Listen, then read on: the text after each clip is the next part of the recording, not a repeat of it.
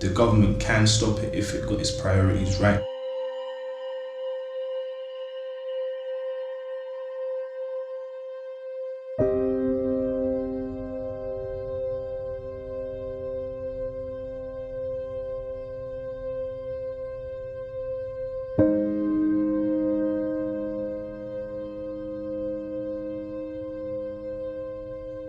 Why do you think there's no gangs in Chelsea? Why do you think there's no gangs in Fulham or in Islington? But you get gangs in Newham, you get gangs in Hackney, you get gangs in Southwark, but you're not getting them in Windsor.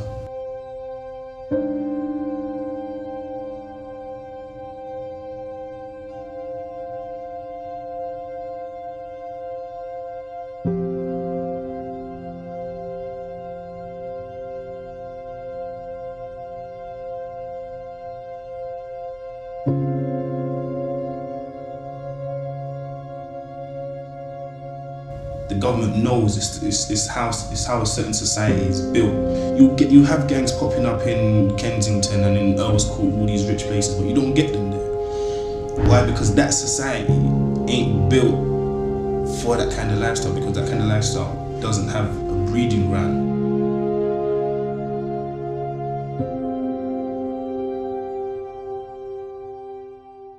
I think young people carry weapons because if logically you think about staying safe as a young person, and the only way to stay safe is to carry a weapon in case you see somebody and they're going to attack you, what are you going to do? It's obvious if you have a weapon, you're going to use it. To certain people, it does give them that level of, yeah, I'm in control of this situation.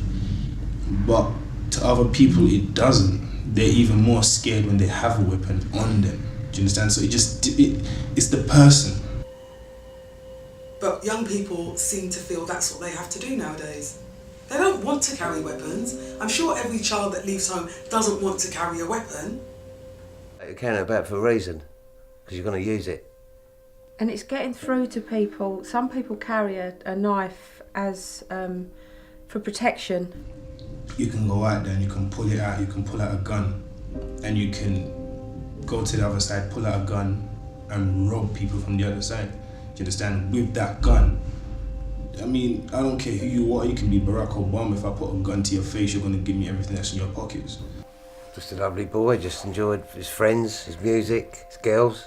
Football, Arsenal. Just a normal boy, having fun growing up.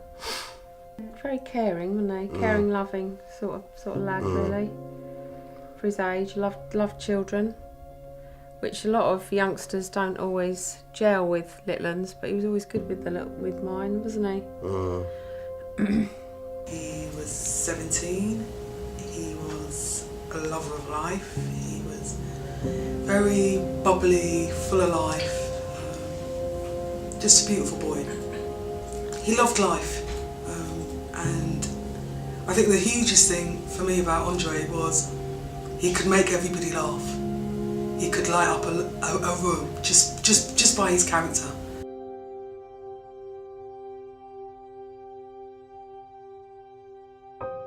Yeah, I got a phone call at 22:02 from his half-sister saying that he'd been stabbed. Then the phone went dead. I rung her back and she said he was dead. That's the first I heard of it, on the 6th of November. Well, firework night, just after firework night. And Tanya phoned me, didn't she? I can't remember who phoned you, Tess. Tanya phoned me and she said that Billy had been stabbed, and I didn't ask any more than that, and she said he'd been stabbed through the heart, but I didn't ask if he was alive or dead. I think when someone tells you that someone's been stabbed through the heart, the chances are they're not alive. So I just chucked some clothes on, drove round, picked Paul and Tanya up, and we went over to Watford Hospital. She told me on the doorstep that he'd gone. He died instantly.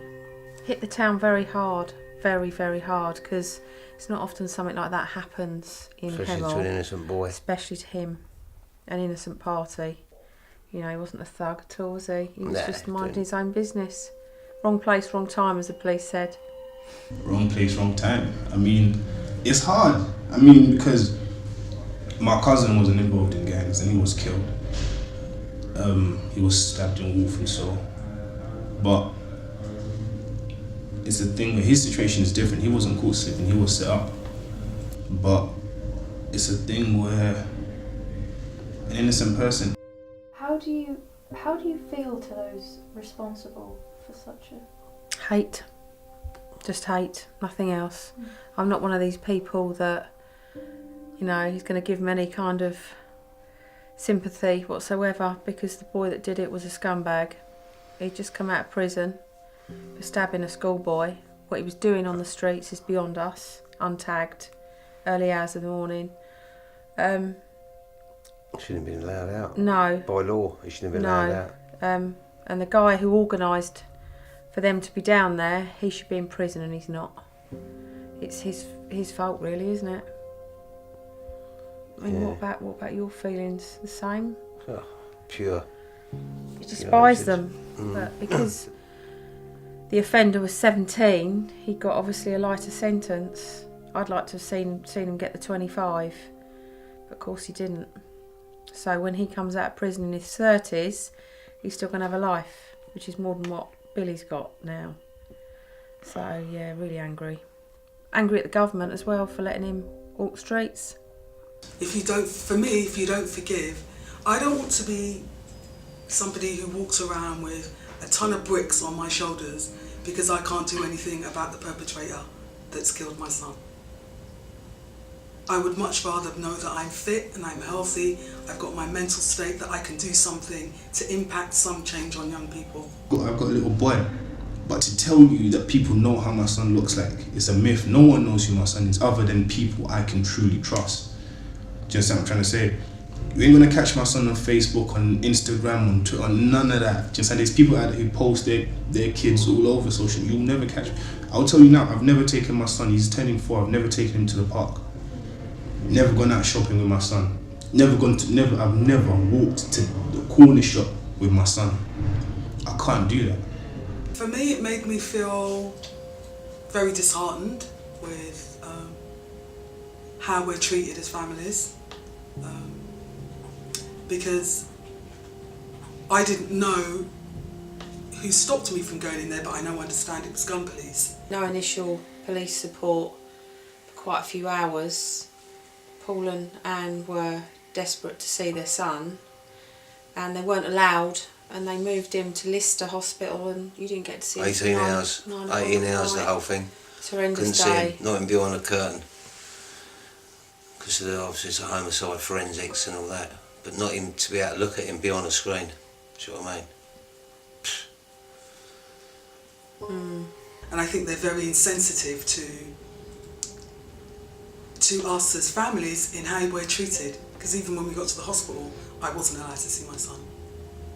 So it's the whole thing about we're denied the right to actually have any interaction with our child. That day you just said, I want to start an organisation and I want to call it Billy's Wish, and that was just a couple of months later. And then we all started locking heads, and it was Tanya that came up with the idea of... They dragged me through it, most of it. I was just on a different planet. Yeah, it started very, very quickly. So it was hard to focus, but when... It was non-stop, wasn't it? We just all backed each other up and got it done. It kind of started immediately after I lost Andre. I was being asked by the police and community groups to come and speak about what the effects are of carrying weapons. I don't understand that. Do you understand? I know kids who have the opportunity to do good things with their lives, but then they're throwing it away because they want to do what they think they see on TV. Do you understand? But then when they get involved and then they've got a Glock pointed to their face, they realise they're not about that life. And it's about letting that kid know from early that you don't want to get involved with that kind of lifestyle, because even though I said that it's exciting, it's scary when there's a bullet whizzing past your face. Do you understand? When you can hear that clap before you hear the bang.